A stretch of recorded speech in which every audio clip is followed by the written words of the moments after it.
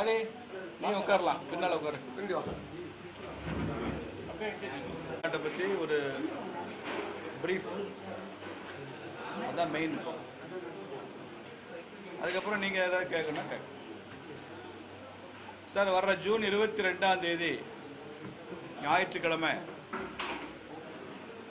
மதுரையில் முருக பக்தர் மாநாடு நடக்க இருக்கிறது. அந்த முருக பக்தர் மாநாட்டு RSS இயக்கத்தின் வழிகாட்டுதலின்படி RSSனுடைய குடும்ப இயக்கங்கள், பரிவார் இயக்கங்கள் என்று சொல்லுவோம், அதை சார்ந்த இந்து முன்னணி, விஸ்வ இந்து பரிஷத்து, பிஜேபி, வித்யார்த்தி பரிஷத், மஸ்தூர் சங், கிசான் சங், இப்படி பல்வேறு அமைப்புகள் அனைவருமே சேர்ந்து நடத்துகிற ஒரு மாநாடு. அந்த மாநாட்டை இந்து முன்னணி அவங்க பேரில் அது நடக்குது. இந்து முன்னணி நடத்துது. இந்து முன்னணி நடத்துகிற இந்த மாநாட்டுக்கு இது RSSனுடைய இயக்கங்கள் எல்லாமே உறுதுணையாக இருந்து பரிவார் இயக்கங்கள் பணிபுரிகின்றன.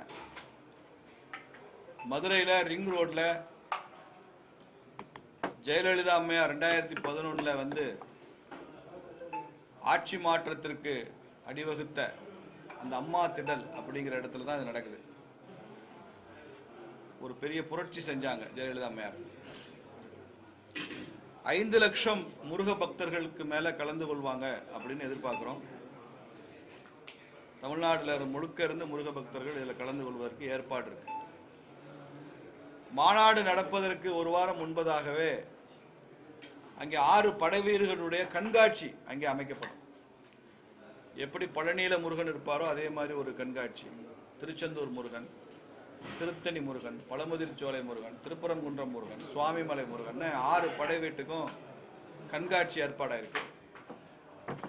இப்போ பூமி பூஜை போன 28 முடிந்து இப்போது பிரம்மாண்டமாக பந்தல் அமைக்கும் பணிகள் நடந்து கொண்டிருக்கு. மேடை பந்தல்லாம் அமைக்கிற பணிகள் நடந்து கொண்டிருக்கு. இதனுடைய நோக்கம் என்ன இந்த மாநாட்டுக்குன்னா, இதுல பெரிய அரசியல் நோக்கம் இல்லை. இதை பார்ப்பவர்கள் அரசியலாக இதை எடுத்துக்கொண்டால் அதுல எங்களுக்கு ஆட்சேபனையும் இல்லை. இதை நடத்துகிற நோக்கம் இந்து சமுதாயத்தை ஒற்றுமைப்படுத்தணும். ஒவ்வொரு இந்துவுக்கும் ஜாதி ரீதியான அடையாளங்கள் இருந்தால் கூட அந்த ஜாதிகளையும் கடந்து ஜாதிகளுக்கும் அப்பால் நமக்கு ஹிந்துன்ற அடையாளம் இருக்கு, அதுல நமக்கு பெருமை இருக்கு, அதுல நாம எல்லாம் ஒன்றிணைய வேண்டும். நமக்குள்ள இருக்கிற ஜாதி ஏற்றத்தாழ்வுகள், குறிப்பாக தீண்டாமை மனப்பான்மை ரீதியாக கூட முற்றிலுமாக ஒழிக்கப்பட வேண்டும். முருக பக்தியில நாம் எல்லாம் இணையணும். முருக பக்தர்கள் நமக்கு நல்லா தெரியும். பழனிக்கு காவடி யாத்திரை போறோம், பால் குடம் எடுத்துட்டு போறோம், பாத யாத்திரை போறோம்.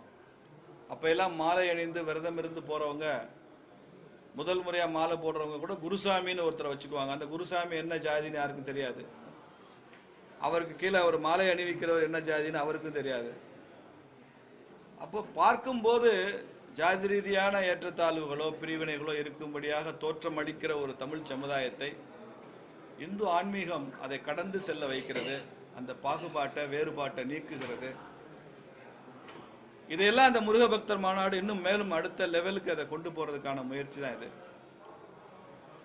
ஒரு புதிய முயற்சியாக 5 லட்சம் பேரும் ஒரே சமயத்தில் கடைசியா நிகழ்ச்சி முடியும் போது, மாநாடு முடியும் போது ஒரு 20 நிமிடம் கந்த சஷ்டி சொல்றோம். ஒரே குரல்ல 5 லட்சம் பேரும். அநேகமா இது கின்னஸினுடைய பெரிய சாதனையா அமையும், அல்லது லிம்கா சாதனையா அமையும். 5 லட்சம் பேர் ஒரு இடத்துல நின்று கந்த சஷ்டி சொல்வது, லீட் அண்ட் ஃபாலோ மெத்தட்ல. ஒலிபெருக்கியில் கந்த சஷ்டி அப்படியே வந்துகிட்டே இருக்கும்.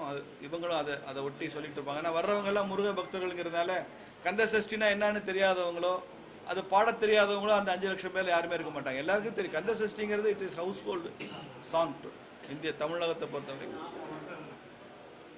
இந்த மாநாட்டினுடைய அட்ராக்ஷன் ஆந்திராவினுடைய துணை முதல்வர் பவன் கல்யாண் அவர்கள் அதில் கலந்து கொள்கிறார். உத்தரப்பிரதேசத்தினுடைய முதலமைச்சர் ஐயா யோகி ஆதித்யநாத் அவர்கள் இதில் கலந்து கொள்கிறார். இப்படி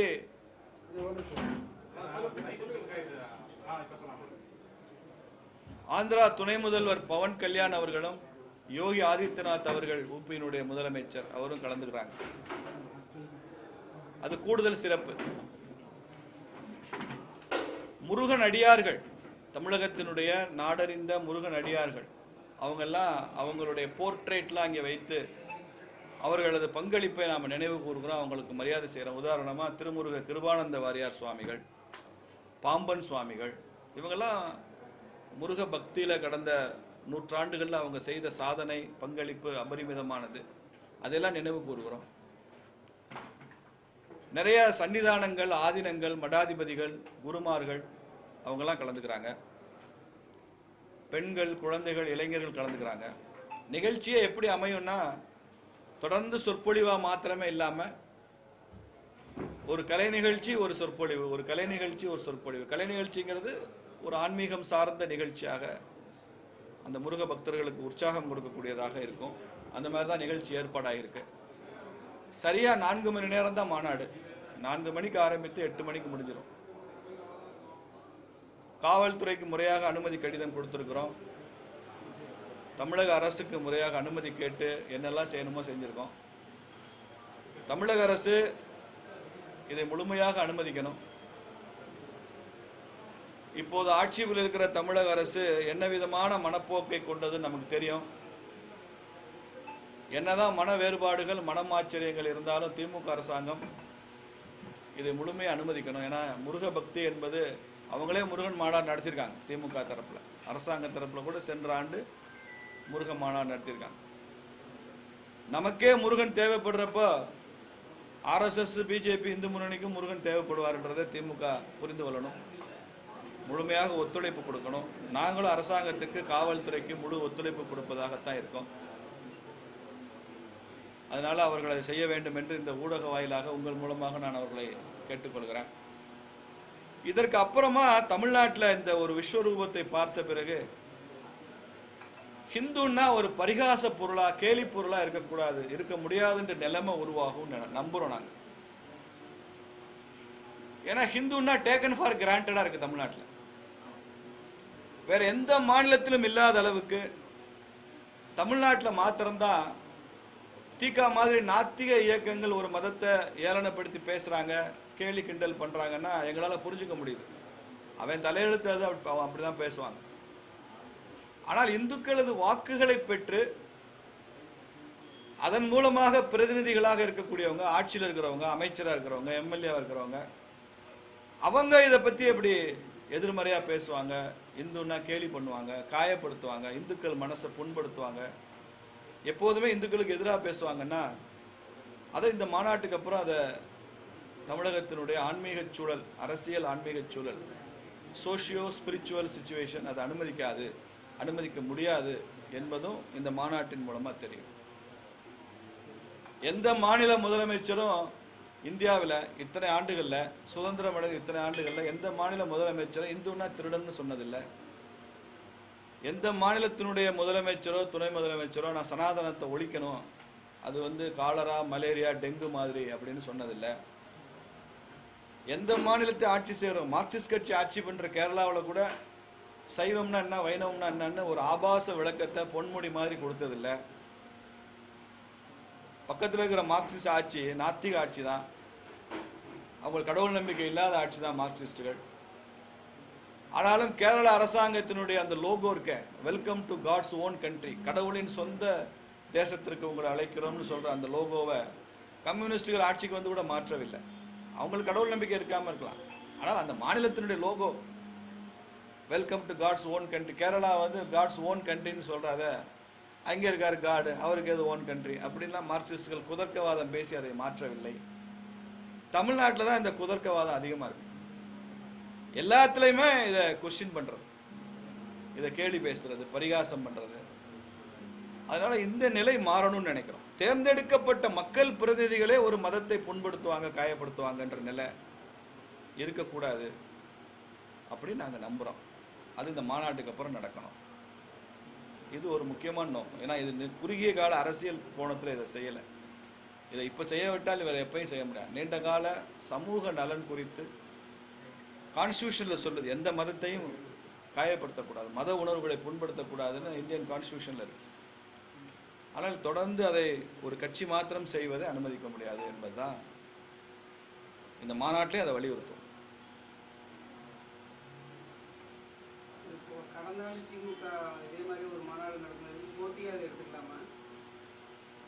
சார், திமுகவுக்கு எங்களுக்கும் பக்தியில் எப்படி போட்டி இருக்க முடியும்? அரசியல்ல தான் போட்டி. ஆன்மீகத்தில் திமுக எப்படி எங்க கூட போட்டியிட முடியும்? நாங்க எப்படி திமுகவோட போட்டியிட முடியும்? அவங்களது கருத்து என்னன்னு நல்லா தெரிஞ்ச விஷயம். பக்தியில திமுக எங்க கூட போட்டியிடவே முடியாது. அதனால இது போட்டி மாநாடெல்லாம் இல்லை. அரசியல்ல தான் பிஜேபிக்கும் திமுகவுக்கும் போட்டியை தவிர, முருக பக்தியை அவங்களும் கொண்டாடினா நாங்களும் கொண்டாடுறோம், சந்தோஷப்படுறோம். இப்போ ஐயா ஸ்டாலின் ஆபரேஷன் சிந்தூர் நடக்கிறப்ப தேசிய கொடி எடுத்துட்டு போனாரு. நாங்க தமிழ்நாடு முழுக்க 3000 நிகழ்ச்சிகள் தேசிய கொடி யாத்திரை நடத்தியிருக்கோம். அந்த ஆபரேஷன் சிந்தூர்ல ராணுவத்தை பாராட்டி, பிரதமரை பாராட்டி. இது ஒண்ணுக்கு ஒண்ணு போட்டி இல்லை, ஒண்ணுக்கு ஒண்ணு காம்படிட்டிவ் இல்லை, காம்ப்ளிமெண்ட்ரி. காம்படிட்டிவ்ங்கிறது வேற, காம்ப்ளிமெண்டாலிட்டின்றது வேற. திமுக முருக பக்தி மாநாடு நடத்திட்டோம், நாங்கள் நடத்துறோம், ஒண்ணுக்கு ஒண்ணு காம்ப்ளிமெண்ட் தான். அரசியல்ல வி ஆர் காம்படிட்டர்ஸ், அவ்வளவுதான். இன்னும் எல்லா கடவுளையும் கொண்டாடுங்க திமுக, நாங்க சந்தோஷப்படுவோம். விநாயகர் முருக பக்தி மட்டும் இல்ல, விநாயகர் சதுர்த்தி ஊர்வலத்திலையும் அறிவாலயத்து வாசல்ல விநாயகரை வைக்கணும்னு நாங்க வேண்டிக்கிறோம், கோரிக்கை வைக்கிறோம். கோரிக்கை வைங்க, அறிவாலய வாசல்ல விநாயகர் வைங்க. நீங்க விநாயகரை உடைச்ச பாவம் சரியாகும்.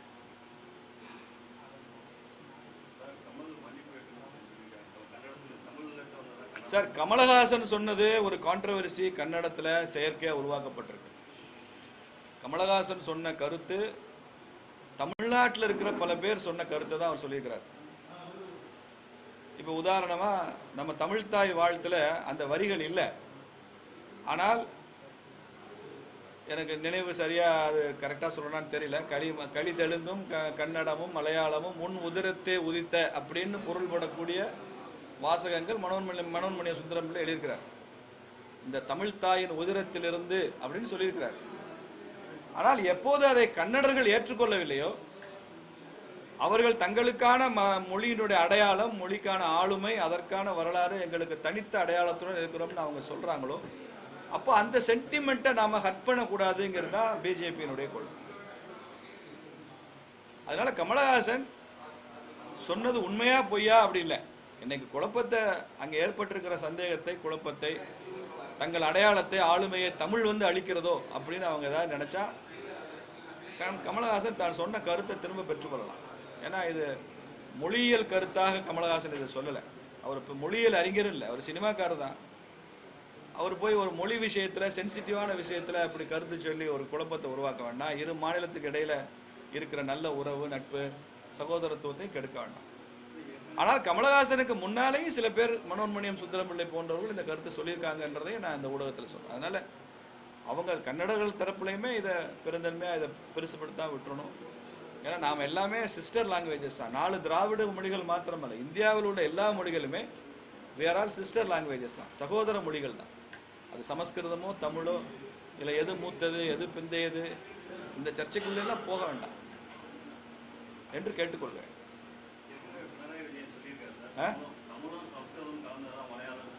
யார் சொன்னது?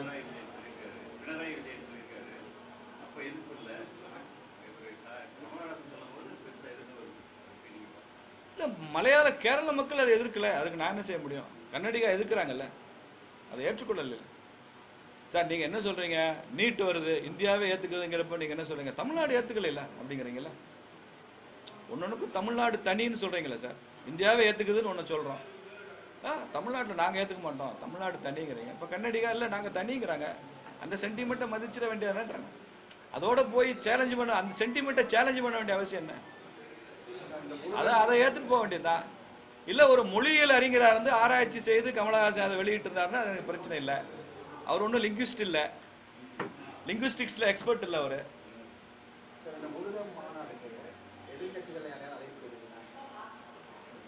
சார், நாங்க எதிர்கட்சி ஆளுங்கட்சின்னு இல்லை, முருக பக்தர்கள் எல்லாரும் அழைக்கிறோம், எல்லாரையும் கொடுக்குறோம், எல்லாரும் கொடுக்குறோம். திமுக, அண்ணா திமுக, காங்கிரஸ், திமுக காரங்களுக்கே இன்விடேஷன் கொடுக்குறோம், அண்ணா திமுக காரங்க கொடுப்போம் சார். இன்னும் டைம் இருக்கு, நிச்சயமா கொடுக்க தான் போறோம்.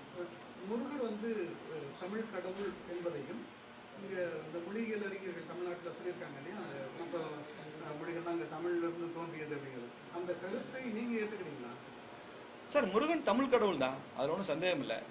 ஆனால் தமிழர்கள் மாத்திரமே முருகனை கொண்டாடுறாங்களா? தமிழ்நாட்டை விட அதிகமான முருகன் கோவில்கள் கேரளாவில் இருக்கு. இப்போ அதுக்கு என்ன சொல்லுவீங்க நீங்கள்? முருகன் தமிழ் கடவுள்னா, நானே கேரளாவில் நிறைய முருகன் கோவில் போயிருக்கேன். நம்ம ஊர் பழமுதிர்ச்சோலையை விட திருப்பரங்குன்றத்தை விட பெரிய முருகன் கோவில் கேரளாவில் இருக்கு. ருத்ரப்பிரயாகையிலிருந்து ஒரு அமைச்சர் வந்திருந்தார் உத்தரகண்ட்ல இருந்து. இப்போ அங்கே கார்த்திக் சுவாமி கோவில் இருக்குங்க. அவர் சொல்றாரு முருகனுக்கு மலை மேல பெரிய கோயில் கட்டியிருக்கோம் உத்தரகண்ட்லன்னு சொல்றாரு. தமிழ் கடவுள் தான் சார், பட் அதை முருகன் தமிழ் கடவுள்ன்றது எனக்கு எந்த ஆட்சேபனை இல்லை, மறுப்பு இல்லை, முழுக்க அப்படியே கை தூக்கி ஒத்துக்கிறேன். ஆனால் இந்த தமிழ் கடவுளை ஒட்டுமொத்த தேசமும் கொண்டாடுகிறது என்பதையும் நீங்கள் ஏற்றுக்கணும். தமிழ்நாட்டு எல்லையை தாண்டி முருகன் இல்லைன்னு சொல்லக்கூடாது. அந்த ருத்ரப்பிரயாகையில் கார்த்திக் சுவாமி கோயிலில் முருகன் கோயிலிருந்து தமிழ்நாட்டினுடைய எல்லா முருகன் கோயிலுக்கும் ஒவ்வொரு ஆண்டும் வஸ்திரம் அனுப்புகிறோம் சொல்கிறார். வஸ்திரம்னா ஆடைகள். இங்கே சாமிக்கு சாத்துறதுக்கு நாங்கள் வஸ்திரம் அனுப்புகிறோம், ஒவ்வொரு வருஷம் நாங்கள் அனுப்பிச்சிட்டே இருக்கோம், பாரம்பரியமாக அனுப்புகிறோம்னு சொல்கிறார். அவர் வந்து சொன்னதுக்கப்புறம் தான் நமக்கே தெரியுது. பழனிக்கு, திருச்செந்தூருக்கு, திருத்தணிக்கு உத்தரகண்ட்லேருந்து வஸ்திரம் வருது நம்ம முருகனுக்கு.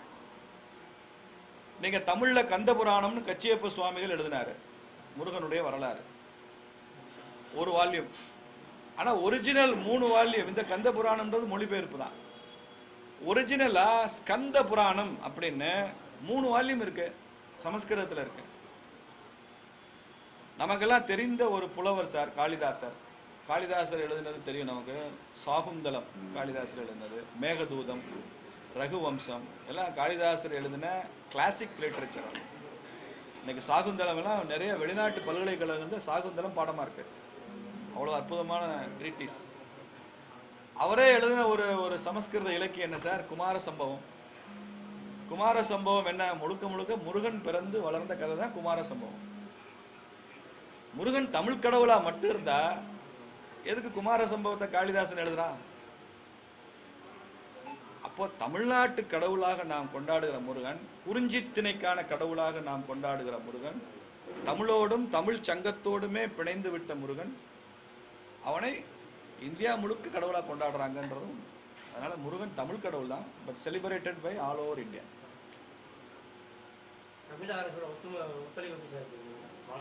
யாருக்கு? ஒன்றும் இது வரைக்கும் எதிர்ப்பு இல்லையே. அதை பண்ணக்கூடாதுன்னோ அது தேவையெல்லாம் பண்ணுறாங்கன்னோ எதுவுமே இல்லை, இது வரைக்கும் இல்லை. அதனால் ஆதரிக்கிறார்கள் என்று தான் நான் எடுத்துக்கொள்கிறேன். ஆதரிக்கணும் என்று கேட்டுக்கொள்கிறேன், ஆதரிக்க வேண்டும் என்றும் கேட்டுக்கொள்கிறேன். ராகுல் காந்தி பிரதமர் தான் பாகிஸ்தானோட காஷ்மீர் ஆக்கிரமிப்பு வந்து மீண்டும் பண்ணி தெலுங்கானா முதல்வர் சொல்லியிருக்காரு. பாகிஸ்தான் ஆக்கிரமிப்பு காஷ்மீரை கொடுத்ததே அவங்க தாத்தா தானே. யாரு காலத்தில் போச்சு? காஷ்மீரில் 3ல் 1 பங்கு யார் காலத்தில் பாகிஸ்தானுக்கு போச்சு? நேரு காலத்தில் தான் போச்சு. நேரு உங்க தாத்தா இல்லையா? தாத்தா கொடுப்பாரு. கச்சத்தீவு யார் காலத்தில் போச்சு? உங்க பாட்டி காலத்தில் தானே போச்சு. இப்போ வந்து கச்சத்தீவை மீட்கணும் ராகுல் காந்தி பேசுறாரு. எந்த முகத்தை வச்சுட்டு பேசுறாரு? கொள்ளு தாத்தா பாகிஸ்தானை கொடுத்த காஷ்மீரை கொடுத்தாரு பாகிஸ்தானுக்கு. பாட்டி கச்சத்தீவை இலங்கை கொடுத்துச்சு. இவர் வந்து எல்லாத்தையும் நாங்கள் வந்து மீட் போனா என்ன அர்த்தம்? ஏன் கொடுத்தீங்க? பிஜேபி தான் பாகிஸ்தான் ஆக்குபைடு காஷ்மீரை மீட்கணுன்றது உறுதியாக இருக்கு. உங்களுக்கு ஒரு தகவலுக்காக சொல்கிறேன் ஊடகங்களுக்கு, காஷ்மீர் சட்டமன்ற தேர்தல் நடக்குதுல்ல, அதில் எலெக்ஷன் கமிஷன் நோட்டிஃபிகேஷனில் ஒரு 15 தொகுதியை வேக்கண்டாக காமிக்கிறோம். அப்படித்தானே தம்பி?